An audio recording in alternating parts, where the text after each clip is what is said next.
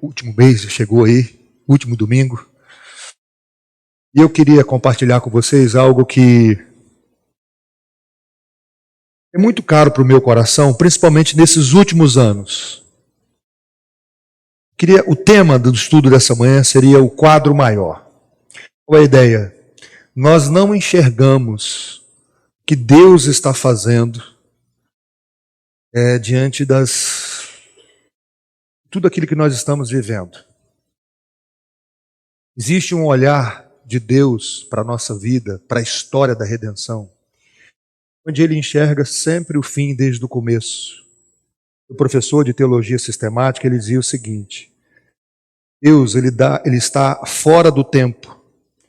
Ele dá um passo assim para trás, ao mesmo tempo ele olha, vê Adão e Eva no jardim, ele olha para o centro e vê Jesus crucificado, e olha para a direita e vê todo mundo já no novo céu e na nova terra. Deus não é preso a esse tempo de 24 horas, o Cronos. E nem sempre nós compreendemos a maneira como Deus dirige a história.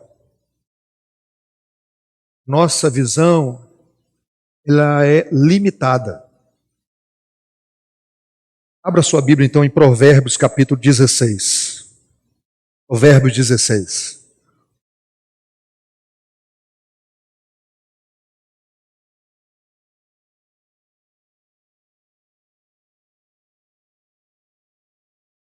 Versículos de 1 a 3. Provérbios 16, versículos de 1 a 3. O texto também está sendo projetado ali. Se você quiser acompanhar aí. O coração do ser humano pode fazer planos, mas a resposta certa vem dos lábios do Senhor. Todos os caminhos de uma pessoa são puros aos seus próprios olhos, mas o Senhor sonda o espírito. Entregue as suas obras ao Senhor, e o que você tem planejado se realizará. Vamos orar? Deus soberano, bom, justo em todos os caminhos. Olha o nosso coração nessa manhã, Deus. Nos ensine a descansar em Tua soberania e ao mesmo tempo nos esforçar o máximo na nossa caminhada cristã. Reconhecendo que o Senhor já nos habilitou com Teu Santo Espírito. O Senhor já abriu os nossos olhos, o Senhor nos deu sabedoria, o Senhor nos deu a Tua palavra, que é lâmpada para os nossos pés e luz para o nosso caminhar. Nos ajude, Deus, reconhecendo que o nosso esforço diante do Senhor é abençoado por Ti mesmo. E que nada nem ninguém pode frustrar os Teus planos. Nossa cabeça não consegue compreender exaustivamente como o Senhor conduz a nossa vida em alguns momentos. A maioria das vezes, na verdade. Como o Senhor costura a nossa história sem deixar rebendos. Mas olhando para a cruz, nós aprendemos a confiar em Ti. Confiar que o Senhor é o Deus da história, o eterno Pai, o dono da história. Louvado seja o Teu nome, em nome de Jesus. Amém. O famoso evangelista Billy Graham tinha um colega de quarto e foi para o seminário com a intenção de fazer missões na África. Quarto ano, tudo já bem adiantado para ir para a África, a sua mulher ficou grávida. Quando nasceu a criança nasceu com uma necessidade especial. Eles foram ao médico, e o médico disse: essa criança não pode ir para a África. Vocês têm que ficar aqui nos Estados Unidos. Todo aquele planejamento, todas aquelas orações, as pesquisas de campo, estavam indo embora diante daquela notícia. E choraram muito. Mas o médico disse: você não pode levar essa criança para a África. Tem que ficar aqui nos Estados Unidos porque ela precisa de cuidado especial. Depois de muito choro, e como ir mesmo, eles ficaram nos Estados Unidos, montaram um negócio, comércio. Deus foi abençoando o comércio daquele casal, com aquela família, e foi abençoando de uma tal maneira. Eles conseguiram sustentar missionários na África, abrir hospital na África. Tudo isso porque o plano de Deus era outro na vida dessa família. Mas e as orações que eles fizeram? O tempo de pesquisa, o envolvimento com a obra missionária, tudo isso, Deus tinha outro plano. Quantas vezes Deus mudou a rota do apóstolo Paulo? Quantas vezes? Leia com calma as cartas, os detalhes, as dicas que Paulo ele dá nas cartas. Ele diz para a igreja de Roma: eu estou doido para visitar vocês. Nunca conseguiu visitar Roma. Ele queria fazer missões na Espanha. Ele diz: olha, se Deus permitir. Paulo era muito sério nisso. Às vezes nós falamos se Deus quiser, mas da boca para fora, né? Mas ele fala assim: se Deus permitir, eu irei visitar vocês. Aliás, vocês sabiam que Deus pode usar até uma doença? Isso é estranho, né, gente? A obra missionária. A doença na obra missionária. Paulo não planejou fazer missões na região da Galácia. Mas Deus tinha um plano de alcançar aquela região. Sabe como aconteceu essa obra missionária na Galácia? Jeta, Lucas, por favor. Gálatas, se quiser anotar na sua Bíblia, Gálatas 4:13. Olha só. Vocês sabem que eu lhes preguei o evangelho a primeira vez? Por que, Paulo, que você pregou a primeira vez na região da Galácia? Qual é a resposta? Podem ler. Por causa de uma enfermidade física. Ele vai, passa ali naquela região, prega o evangelho e as pessoas são alcançadas. Nós vivemos um período difícil agora, período do Covid-19. Tanta coisa mudou na nossa vida, gente. Quantas viagens foram canceladas, cirurgias, quantas coisas aconteceram. Eu fiz vários planos no início do ano. Uns aconteceram, outros não. Coisas novas de Deus aconteceram na minha vida nesse ano de 2025, eu não sei. Como você está administrando isso tudo? Já disse para vocês que na minha primeira aula de seminário, eu formulei uma pergunta que eu pretendo carregar essa pergunta para a minha vida. Deus, é isso mesmo que o Senhor quer para a minha vida? Nós não sabemos do quadro maior. Nós não sabemos o que vai acontecer com a gente daqui 5 minutos. Nós não administramos isso. O coração do homem faz planos, mas a resposta certa, ela vem dos lábios do Senhor. Por isso que nós precisamos da sensibilidade espiritual. Verdade. Pô, é isso mesmo. Eu preciso sempre calibrar o meu coração, eu preciso sempre pedir a Deus que venha sondar o meu coração, as minhas motivações. Porque apesar do nosso campo de visão ser bem amplo, nós não enxergamos o quadro todo e às vezes, por causa do pecado restante, nós confundimos perseverança com teimosia. Não é a mesma coisa, é parecido, mas não é a mesma coisa. O teimoso insiste num caminho, não importa se Deus está dizendo para ele não ir, mas ele acha que aquele ali é perseverança. Será mesmo que é perseverança?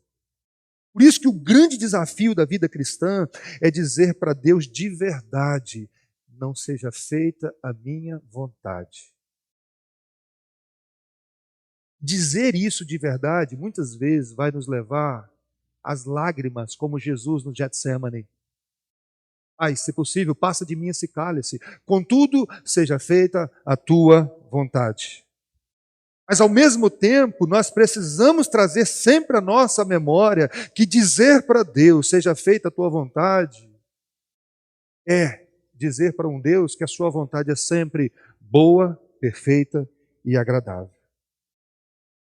Curiosamente, como nós estamos vendo ali o culto racional nos outros estudos, é na entrega desse corpo para Deus agora, esse corpo que foi resgatado, se você leu, prestou atenção em Romanos 12, que nós vamos experimentar essa vontade que é boa, perfeita e agradável. Vamos trabalhar um pouquinho o livro de Provérbios para a gente entender, porque eu creio que às vezes nós fazemos confusão com o livro de Provérbios. Provérbios é um livro de sabedoria, não a sabedoria desse século, mas sabedoria do alto. O Tim Keller diz que se a Bíblia fosse um armário de remédios, Salmo seria um unguento, Provérbios seria como os sais aromáticos. São 915 versículos tratando de todas as áreas da vida: família, trabalho, lazer, relacionamento com Deus, relacionamento com o próximo. Provérbios é um manual de instrução, principalmente para os jovens.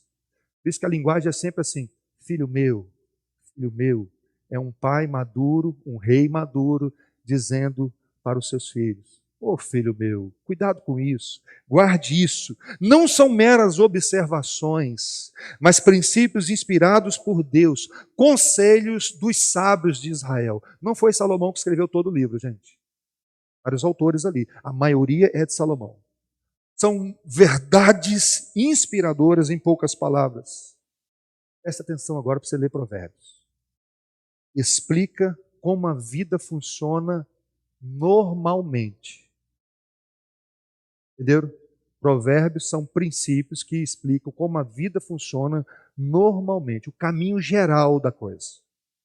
É uma coletânea dos sábios destinados a um viver habilidoso. São 31 capítulos que você pode ler, um capítulo por dia.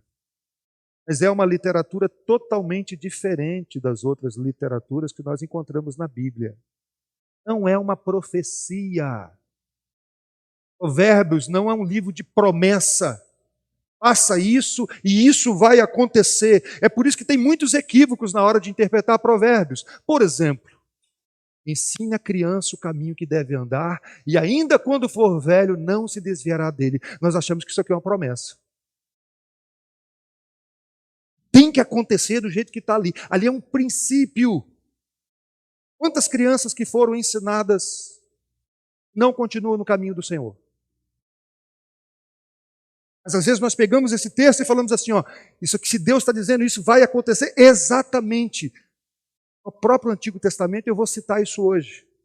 Existe aquela criança que você ensina, corrige, e mesmo assim ela endurece o coração. O que diz Deuteronômio sobre essa criança? Os pais deveriam pregar essa criança, levar os anciãos, e ela ser apedrejada até a morte. Então é possível um pai ensinar perfeitamente a criança ali, apesar que nenhum pai consegue fazer isso. De maneira perfeita. Mesmo assim, essa criança endureceu o coração. O que acontece é, normalmente, quando um pai ensina a criança, o caminho normal é ela permanecer nesse caminho. O Sproul vai ajudar a gente. Vamos lá, projeta aí, Lucas. Como todos os provérbios, esse não é uma promessa de que todas as crianças que são bem treinadas se sairão bem. Trata-se de uma observação normal de causa e efeito. A verdadeira sabedoria é mantida porque tem a humildade para continuar aprendendo no caminho. Entenderam, gente? Às vezes nós usamos esse texto de Provérbios 22 para dizer, ensina e ela vai. Gente, lembra que eu falei? Ensina e ore muito. Vai chegar o momento, e hoje à noite eu vou tocar nisso. Filho da parábola do filho pródigo, pediu o pai, sou morto para mim, vale mais do que vivo. Dá-me a minha herança. Deixa eu ir embora, deixa eu viver a minha vida, eu quero viver do meu jeito. São princípios para várias situações. Olha esse princípio aqui, como ele é interessante. Provérbios 26, olha só. Não responda os argumentos insensatos do tolo, para que não se torne tolo como ele. Então tem hora que você não tem que responder. Aí depois ele diz assim, no outro versículo, responda os argumentos insensatos do tolo para que ele não se considere sábio. Afinal, é para responder ou não responder? Hein, Dani? Tem tolo que você tem que responder. Tem tolo que você não tem que responder. E aí? Há momentos que você tem que dar a resposta, mas tem momentos que você tem que se calar. Princípio que é aplicado em uma situação e um outro princípio que é aplicado em outra situação. A maior parte do livro de Provérbios foi escrita pelo rei Salomão. Uma leitura abençoada, atual, que confronta de maneira profunda o nosso coração. Eu disse para vocês que como hoje pela manhã, como começou a caminhada desse rei. Se tornou tolo em um momento da sua vida. Eu separei, irmãos, no meu momento de férias agora, eu quero ler Eclesiastes, se Deus quiser, e ler um comentário sobre Eclesiastes que se chama Vida Debaixo do Sol. Quero gastar um tempo agora nas minhas férias pensando um pouquinho nesse livro de Eclesiastes, porque é alguém que viveu muita coisa e que agora está dizendo, olha, fiz isso, fiz aquilo. A idade. Perder tempo na vida. Fiz isso. Esse homem que pediu essa sabedoria, Deus, que teve tanto discernimento, que pediu para discernir o certo e o errado, com todo o poder na mão, sendo a pessoa mais poderosa de uma nação, ele reconhecia: o Senhor não edificar a casa, em vão trabalhos que edificam. Sem a bênção do Senhor, por mais sábio que você possa ser, não adianta. Essa é a sabedoria que tanto precisamos. Não pode ser obtida sem o conhecimento de que Deus é soberano sobre todas as coisas e que nós somos responsáveis pelas nossas escolhas. E essa é uma verdade ensinada na Bíblia, que às vezes sai fumaça na nossa cabeça. Soberania de Deus, responsabilidade humana. É isso que o texto que nós vamos lidar agora. Deus é soberano. Por isso a resposta certa vem dele. Mas nós fazemos escolhas. O homem planeja e Deus dá a resposta. Projeta, Lucas. O coração do ser humano pode fazer planos, mas a resposta certa vem dos lábios do Senhor. Primeiro, irmãos, esse texto não está dizendo que planejar é errado. Nós precisamos planejar. Jesus falou sobre isso. Por favor. Lucas capítulo 14, 28 a 30.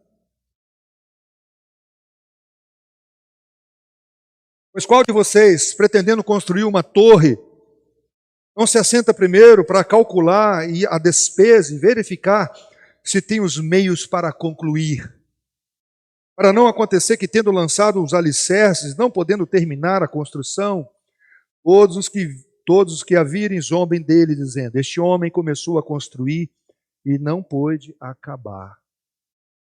Qual de vocês, disse Jesus em uma outra passagem, ao rei que vai para a guerra sem calcular a quantidade de pessoas no exército inimigo?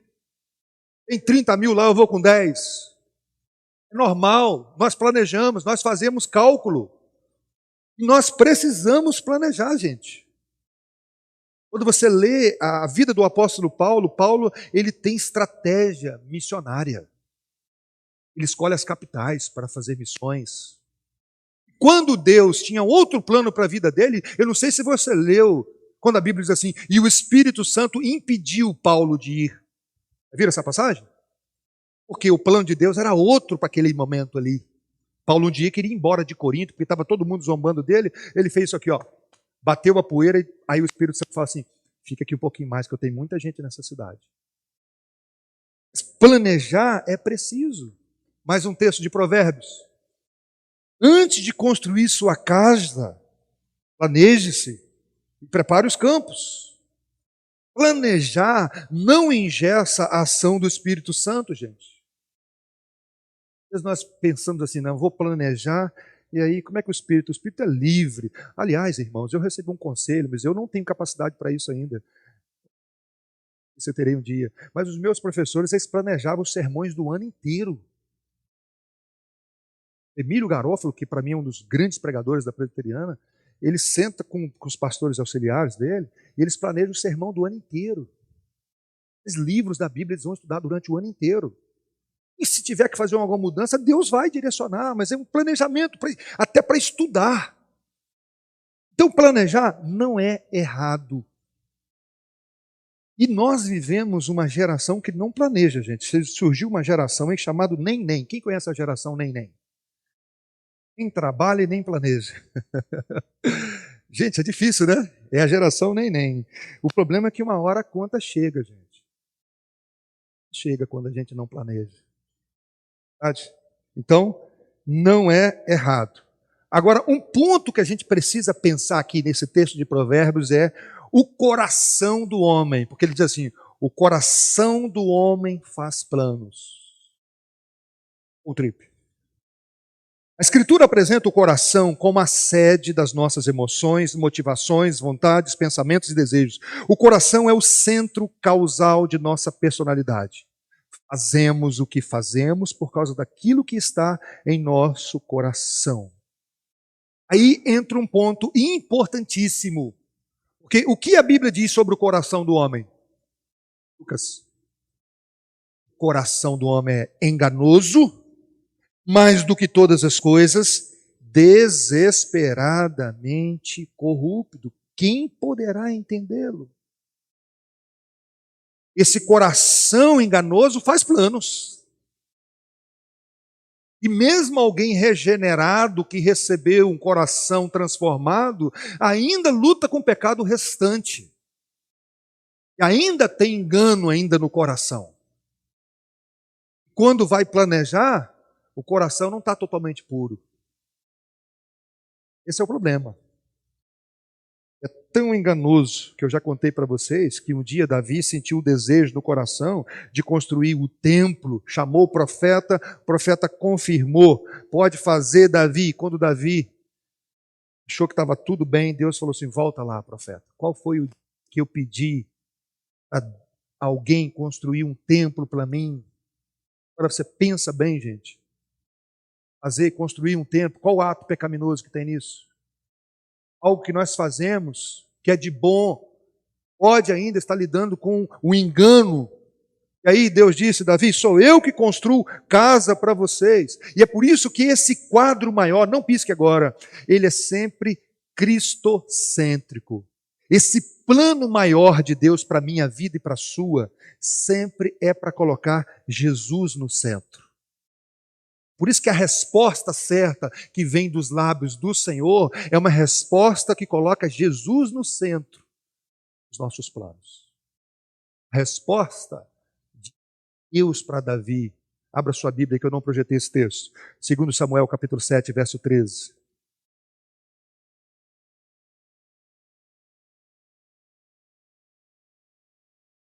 Segundo Samuel capítulo 7, verso 13.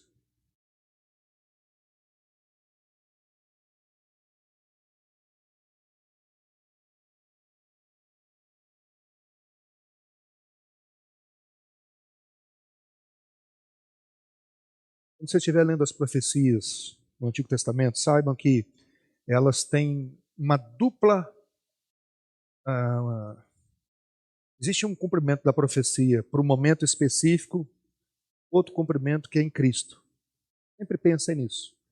Quando o profeta Isaías diz assim, um menino vos nasceu, um filho se vos deu, nasceu uma criança naquela época. Não era sobre aquela criança. Né? O Messias queria nascer.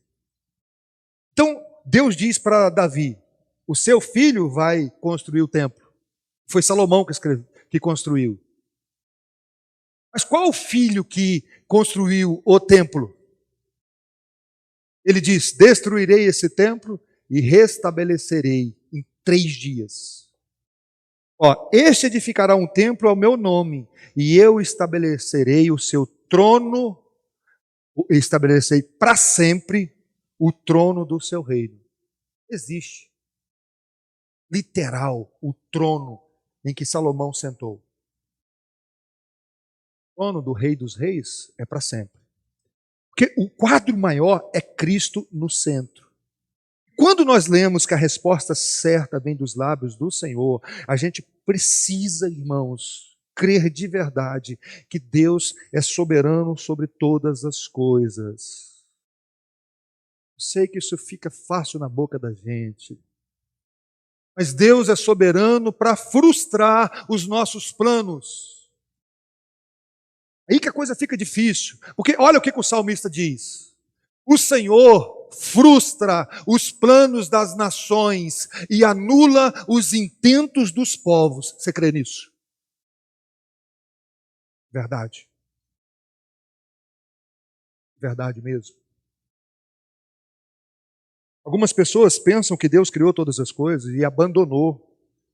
Quantas pessoas acharam que o Covid era uma obra do diabo? Foi o diabo que criou o Covid.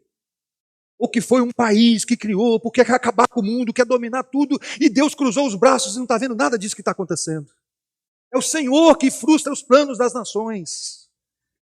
A gente parece que tira Deus da jogada às vezes, com medo de querer defender Deus. O Deus que diz, aí um fio de cabelo da sua cabeça, o consentimento. Mas você aplica isso na prática da sua vida, em todas as áreas, daquele Deus que diz, eu estabeleço o rei. Eu coloco e eu tiro. Eu creio nisso mesmo? De verdade? Eu acho que não. Que nesses momentos Deus cochilou. O dilúvio, irmãos. Quem viveu o dilúvio? O dilúvio não foi uma chuva descontrolada, mas uma chuva ordenada por Deus. As pragas do Egito. Cada praga. Praga dos primogênitos. É por isso, irmãos, que para ser coerente mesmo, para ser coerente de verdade, só deveria orar quem acredita na soberania de Deus. Ser coerente. Eu saí para conversar com um pastor. Esse pastor, a esposa dele abandonou ele. Daí ele não é da presbiteriana. Aí eu falei, como é um cara, uma pessoa que eu lidava muito, falei, vamos sair para a gente comer uma pizza e conversar um pouquinho. Aí conversamos. Aí na hora da oração, quando ele estava saindo do carro assim, falei, pastorzão, vamos orar, Deus pode mudar esse quadro. Foi a resposta dele para mim? Eu não vou orar por isso, porque Deus é ético. Deus respeita a decisão da minha esposa.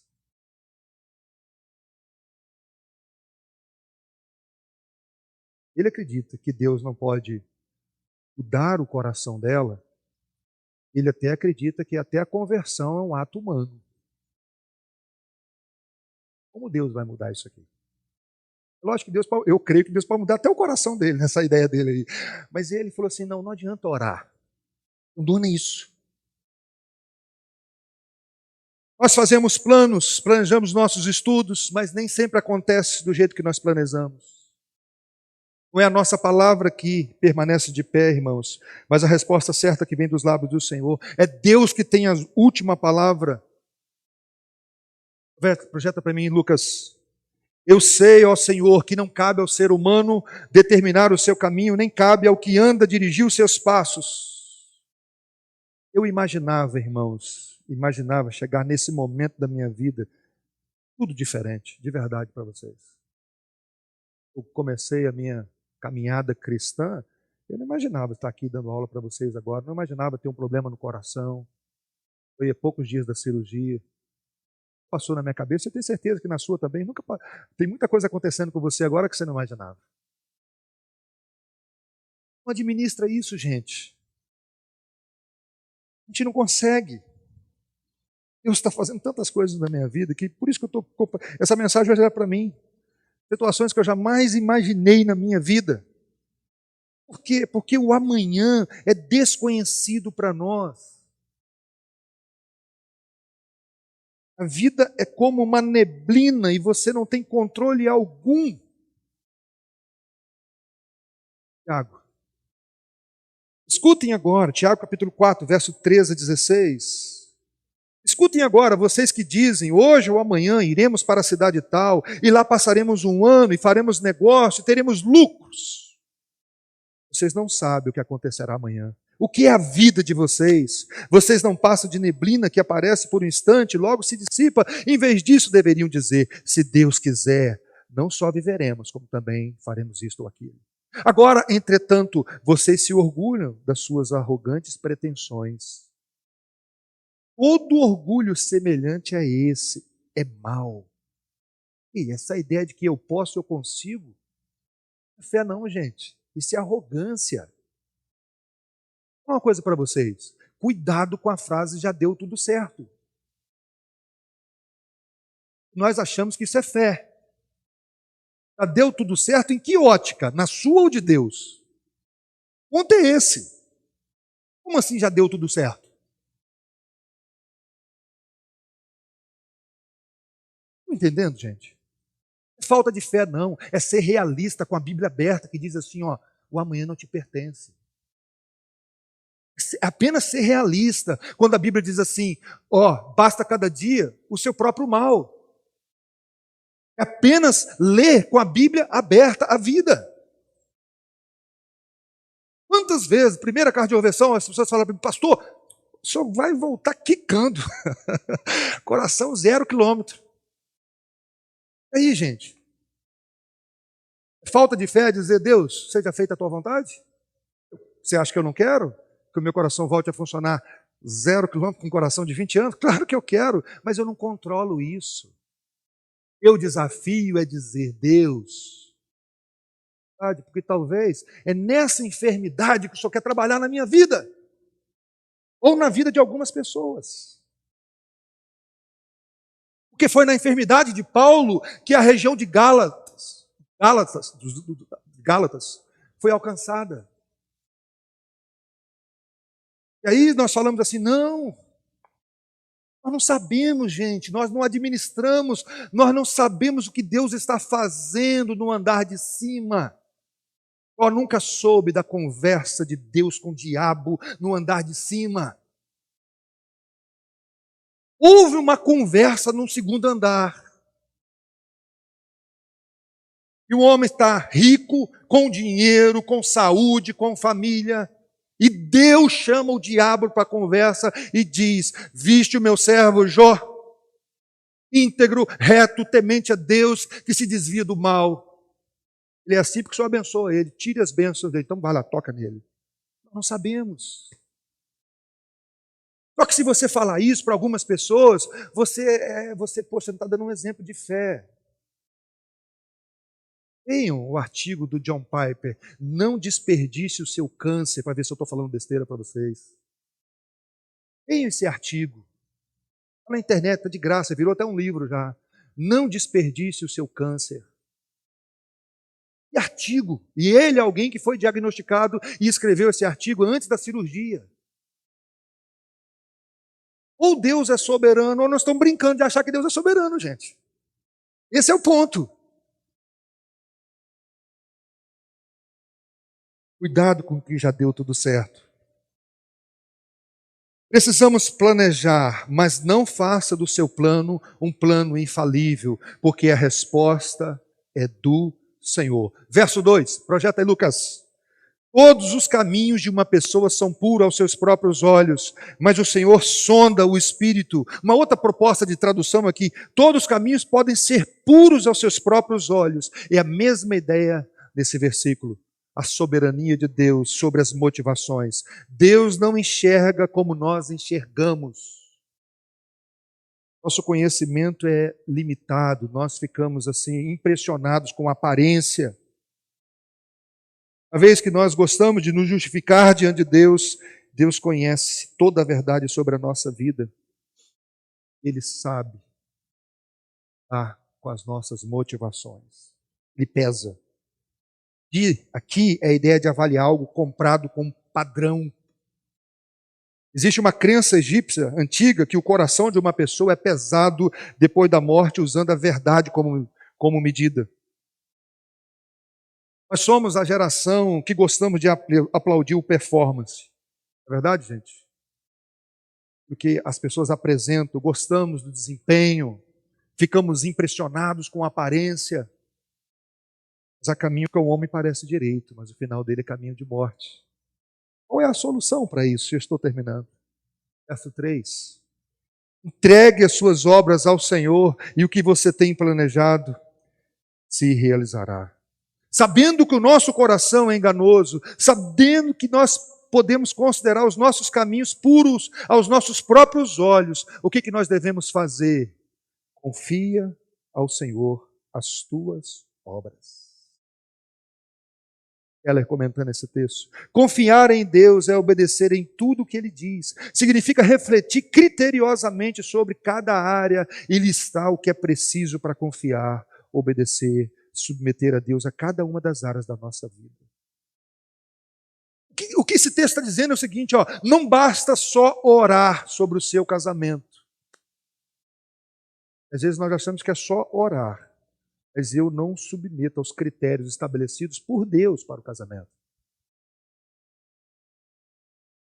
Entenderam, gente? Eu oro, mas não faço aquilo que Deus me mandou fazer. Eu oro para passar por uma prova, mas eu não estudo. E acho que Deus vai fazer a minha parte. Não significa que Deus dará tudo aquilo que queremos. Esse é um texto do Paul Tripp. O problema é que quando você eleva os desejos do seu pequeno reino à categoria de necessidade, ela não vive mais com garantias. Deus, porém, não prometeu dar todas as coisas que você esperava, desejava, convenceu a si mesmo que não podia viver sem. Não tem promessa sobre isso. Quantas vezes você tomou uma decisão, depois pediu para Deus carimbar? Alguém aqui já fez isso? Hã? Quem não, gente? Olha o pastor da igreja que faz isso? Decisão tomada, agora Deus abençoa. Está aqui. Não são os meus planos que estão aqui, não. A minha decisão é essa, Deus. Agora eu só preciso da assinatura no cheque. Quantas vezes nós fazemos isso? Não levamos tudo diante de Deus em oração. Anos atrás, eu conversando, porque a minha crise no seminário foi assim, na última aula foi assim, pastor, como saber o momento de trocar de igreja para o pastor? Porque você não tem um versículo na Bíblia que diz isso. Me ensinando a gente a plantar a igreja, aquela questão toda. Eu fazia, e aí? Mas quando é o momento de mudar, como é que fica? Não tem um texto que diz, pastor, agora é a hora de você ir para a Cidade Nova. Não tem isso, tem? Como saber? Tem jeito, gente. Oração. É joelho no chão mesmo, pedindo a Deus para sondar as motivações do coração. Não adianta, porque até nessas coisas, o que Deus quer? Está coladinho comigo aqui. Aplicações para nós. Esse quadro maior, não se esqueça, ele é sempre cristocêntrico. Quando a vontade de Deus, quando Deus diz que a vontade dele é boa, perfeita e agradável, é porque ela significa colocar Cristo no centro. Por isso que ela é boa, perfeita e agradável. Gostaria de contar a história de um casal para vocês. Casamento marcado, tudo planejado. Moça esperou o sexo para o dia do casamento, rapaz também. Tudo certinho. A informação que nós temos é que ele era um homem piedoso, de muito respeito. Aliás, vocês conhecem esse casal. José e Maria. Espírito Santo, você ficará grávida do Jesus Cristo. Resistiu, aí o Espírito vai e convence José. Fique tranquilo, porque não fique com vergonha de receber Maria. Mas José sequer teve o direito de colocar o nome do filho dele. Já, o Espírito Santo já disse, o nome dele é Jesus, tá? Tem noção, gente? Vamos parar para pensar aqui com a cabeça de humanos normais. Se a sua noiva chegar em casa e falar que está grávida do Espírito Santo, como é que você vai receber isso? Hein? Tem noção? Você, um sonho e você vai, será que está certo mesmo? Bom, você imagina. Não é difícil, meu irmão. Naquela época não tinha jeito da. Mas, irmãos, Isso é porque o quadro maior, Cristo no centro, colocar Cristo no centro da nossa vida. Por isso que a sabedoria de Provérbios não é um conceito, pessoa. Aliás, a sabedoria na Bíblia não é um conceito. A sabedoria na Bíblia é uma pessoa. Essa pessoa se chama Jesus Cristo. Sabedoria na Bíblia não começa lendo Provérbios, começa se relacionando com Cristo. Porque veja o que Paulo diz em Corinto, projeto Lucas. Mas vocês são dele, em Cristo Jesus. Presta atenção. O qual se tornou para nós, a parte de Deus, sabedoria, justiça, santificação, redenção, para que, como está escrito, aquele que se glorie, glorie-se no Senhor. Em Cristo nós somos considerados sábios, justos, santos, João. Por quê? Porque Ele é tudo isso. É Ele que nos representa diante de Deus. Irmãos, todo ser humano nasce tolo, tá? Ninguém se torna tolo. Deixa de ser tolo por causa de Cristo. Porque em Cristo nós somos considerados sábios, santos, redimidos. E as tolices restantes da nossa caminhada, Ele vai tratando todos os dias. Porque a cruz está no centro desse quadro maior. Aplicação para nós. Esse quadro maior, ele é cristocêntrico, redentivo. Presta atenção nisso aqui, gente. O que é que Deus está fazendo exatamente agora, nesse mundo? Você tem noção? O que Deus está fazendo exatamente agora, no mundo inteiro? Fazendo com que todas as coisas cooperem para o bem daqueles que amam a Deus. Projeto texto. Sabemos que todas as coisas cooperam para o bem daqueles que amam a Deus, daqueles que são chamados segundo o seu propósito. Se você ler o restante do texto ali, o propósito ali é formar Cristo em nós. Deus está costurando toda essa história, onde até uma enfermidade faz parte do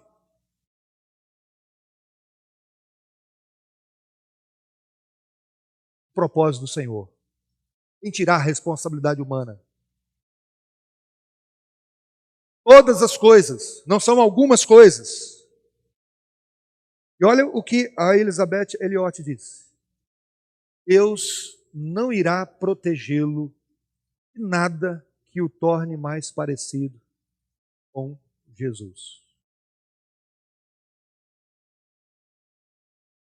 Vai te proteger disso, porque esse é o propósito dele. A minha vida para a sua. Nós só conseguimos escrever os nossos planos de lápis. Somente Deus escreve o futuro com tinta. Entender isso, gente, nos coloca de joelhos com Agostinho. Orou assim, ó. Pô, seus planos não são os seus. Destrua-os. Se eu quiser teimar, Deus, sabe por quê, gente? Dentro da soberania de Deus, às vezes Deus deixa a gente teimar, vocês sabiam disso? Tem horas que ele faz com Ló. Ele vai lá em Sodoma, Ló não querendo sair, e ele tira, bora. Mas nem sempre Deus faz isso. Quando o povo de Deus foi entrar na terra prometida, Deus falou assim, ó, não casem os seus filhos com os filhos deles, porque vai ser espinho nos olhos. Eles casaram. Quando eles voltaram para reclamar e chorar com Deus, sabe o que Deus falou? Não, agora não tiro, agora vocês vão conviver. Ele tirou Ló de Sodoma. Então, o agir de Deus não é igualzinho para todo mundo. Comigo ele age de um jeito. Com Jonas, ele derramou misericórdia à vontade com Jonas, né? Você fica até assim, meu Pai do céu. Mas com Moisés, aquele homem consagrado a Deus, liderou, Moisés bateu na rocha e falou assim, agora você não entra na terra prometida também. É meu, você é do Senhor, você um homem de Deus, mas na terra você não entra. Por que ele age assim com um e com todo mundo? Tem coragem de perguntar isso para ele um dia?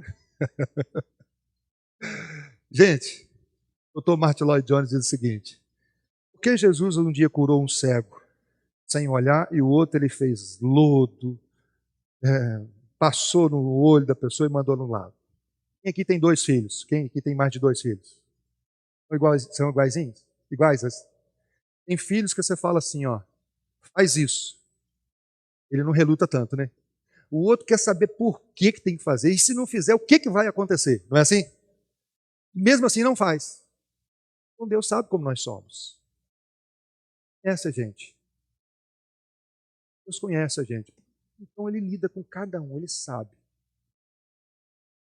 Terceira aplicação. Eu me pergunto se existe um deleite genuíno no meu coração, a vontade soberana de Deus. Será que existe mesmo? É aquela pergunta que eu sempre faço: o que eu amo quando eu te amo? Conhece, já leu sobre narcisismo? Leram sobre narcisismo? História de Narciso, homem que ia para a beira de um rio e ficava contemplando o seu rosto, a sua beleza. O Narciso morreu. E aí o rio ficou triste. E as árvores começaram a falar: mas rio, por que você está triste? Narciso, ele não amava você. Ele te usava. Aí o rio continuou: mas eu estou triste assim mesmo. Doideira é essa? Por que você está triste? Narciso não gostava de você. O rio disse: eu me olhava nos olhos de Narciso. Ele ficava aqui parado, se olhando. O rio também era narcisista. Todos nós somos. Eu quero dizer com isso, todos nós somos apaixonados por nós mesmos. Nós temos um plano maravilhoso para a nossa vida. Quer dizer, nós achamos que nós temos um plano maravilhoso. Mas saiba de uma coisa: se você é do Senhor, a diferença que vai prevalecer é a resposta certa dele.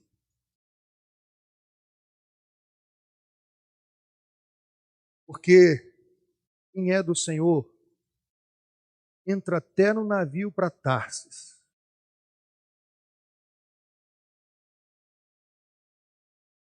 Entra, mas Deus não deixa você chegar. Deveria dizer assim: glória a Deus, porque Ele não deixa. Vontade, disposição e até para gastar dinheiro. Completar? Temos coragem. Temos coragem. Pegar a direção contrária. Louvado seja Deus pelas intervenções do Senhor. É por isso que eu preciso da misericórdia e da graça do Senhor todos os dias. Ainda quero confrontar um pouquinho mais o seu coração e o meu também, porque agora nós vamos chegar numa época em que nós vamos planejar o 2026, não vamos? Minha cirurgia, aquelas questões todas. Como vai ser? Olha o que o cirurgião da alma e o Paul Tripp diz.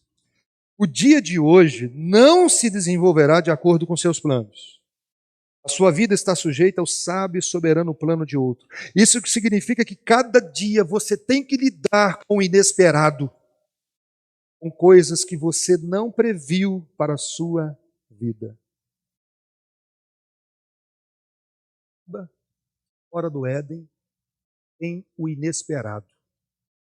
Coisas que você não planejou. O pneu do carro fura, a torneira vaza, na hora que você não gostaria que a torneira... Nem caso tem uma torneira vazando lá, gente. Amarra aquilo com corda, mas eu sei que uma hora eu tenho que subir em cima da laje e fechar a caixa d'água para arrumar a torneira. Só que isso acontece no dia que você está com pressa. A casa de vocês é assim? Quando a bateria do carro acaba num lugar que não poderia acabar. Uma coisa simples. Coisa simples.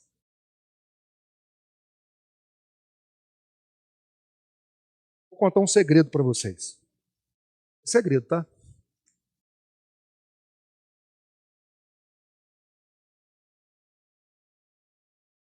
Nós não administramos o amanhã. Um segredo, tá? Só os discípulos de Jesus deveriam saber disso. O amanhã não nos pertence. Mas isso enche meu coração de esperança também, porque o choro pode durar uma noite inteira e amanhã Deus fazer algo diferente. Algo pode estar dando tudo errado hoje e amanhã Deus mudar o quadro todinho. Todinho. Enche o seu coração de esperança? Porque a resposta certa vem dos lábios do Senhor. Você pode passar uma noite em choro e no outro dia Deus trazer o renovo, Deus mudar a história. Aconteceu isso com você?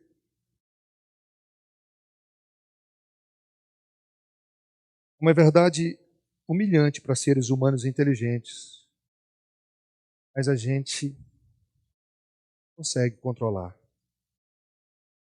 O que esse autor teve coragem de dizer, que a gente não tem coragem de dizer?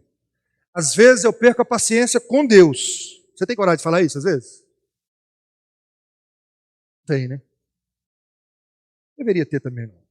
Nem sempre aprecio os planos que ele me revela em determinados momentos da minha vida.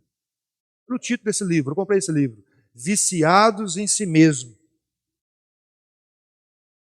Mas eu não quero esse plano de Deus para a minha vida. Deus pode permitir que você seja um excelente planejador e em seguida está tudo pro ralo. É assim que ele vai ensinar que quem está dirigindo a história é ele. E louvado seja Deus, porque no meio dessas frustrações nós somos levados, conduzidos à essência do cristianismo. Qual é a essência do cristianismo? Dependência total do Senhor. Deus não vai economizar nada. Nada, nada, nada. O plano dele é dobrar os nossos joelhos. E não tenho dúvidas, o Covid-19 foi uma puxada de freio de mão de Deus.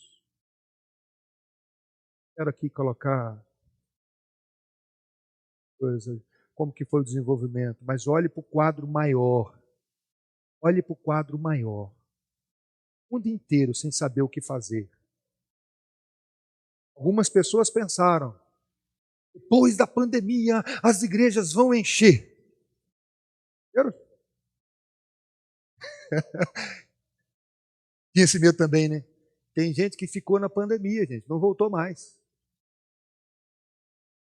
Voltou mais. Deus está guiando a história. Ele sabe colocar um ponto, uma vírgula, um espaço. Planeje, mas ore. Ore. Isso cura aquela ansiedade, aquela vontade que a gente tem de sentar na cadeira de Deus. Ou você não tem? Dá uma canetada no lugar de Deus. Vamos orar, gente? 10h30. Se pudesse colocar de pé. Hoje à noite nós vamos olhar para o último encontro dessa série. Ano que vem eu vou ampliar ela, se Deus quiser.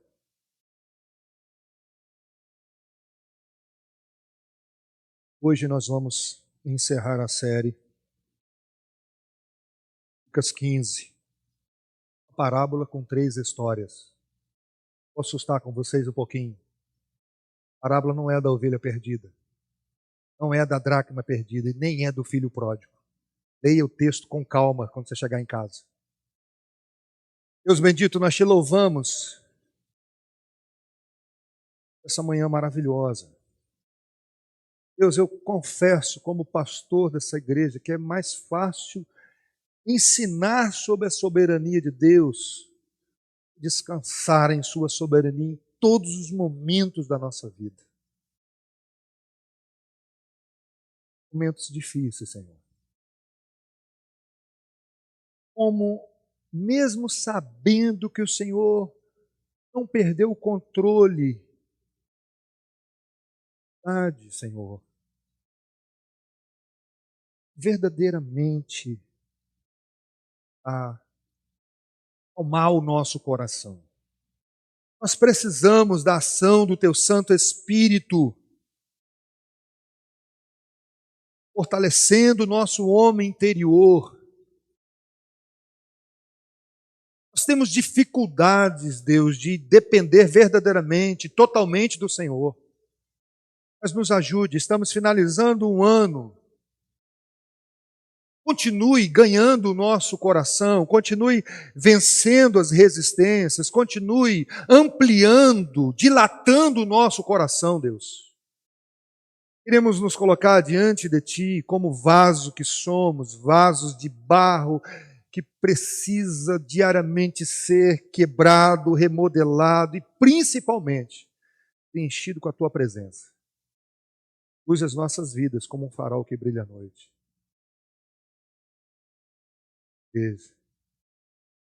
Desce os cansados, dê forças àqueles que não têm mais nenhum vigor.